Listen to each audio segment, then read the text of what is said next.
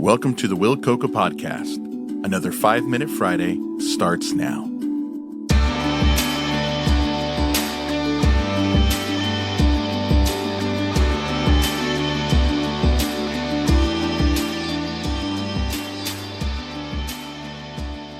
Welcome everybody to another 5-Minute Friday. Hope you guys are doing good. My apologies for the nasally voice. Allergies are full swing for me right now, so bear with me as we get through this. The other day I had the most interesting thing happen to me. I was called old. Not just old in the way that oh, you're old, but old in the way that made it seem like they were surprised that I could walk without a cane, or even surprised that I'm still breathing. The reason this is such an interesting incident for me is because I've never been called old until now. You see, the thing is, I don't feel old. Sure, I look a bit older.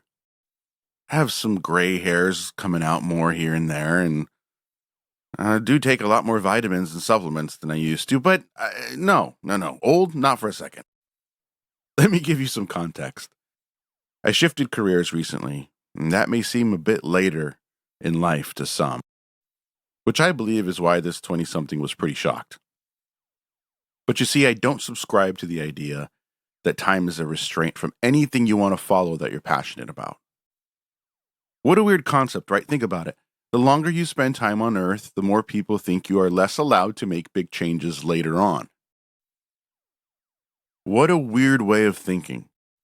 We have many examples of people in their 40s, 50s, 60s, 70s, 80s, even 90s, accomplishing feats that we can only dream of.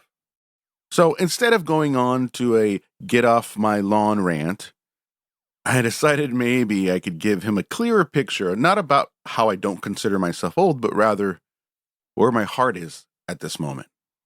You see, I come from a long line of reinventors. Yeah, I'm making up a word just for this episode, so bear with me. As a first-generation American, the history of my immigrant parents is not lost on me. My father started working in a cigarette factory in El Salvador, then decided to pursue a career in mechanical engineering, marry my mom, who was already an accountant. They decided that life was too much during the war in the 70s and 80s, and they left for Mexico, which would lead them to aim for America. Once they made the move to America, they reinvented themselves again. My dad would become a great groundskeeper for one of the most successful vineyards in California, and my mom would provide childcare for the employees. After some time, my father decided he wanted to go back to school to get his degree that he got in El Salvador because it wasn't valid here in the States. We made our way up to Walla Walla, Washington, where he took a lot of starts and stops in his collegiate career. But finally, in his 40s, he finished his degree at Washington State University. So as I turn the corner into 40, I'm simply following the path that my parents set for me, an example. Not of words, but of actions. Age cannot and will not compromise the desire of the heart.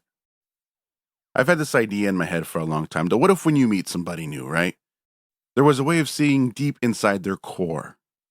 Take away all the outside stuff and really see the intention of their heart. My father was really good at this. He could make friends with anybody, and the next thing you knew, he was breaking bread with them and having a cup of coffee over a conversation. So let's go back to the situation at hand this week. It would be easy for me to take it as I don't belong here, but here's a little secret about me.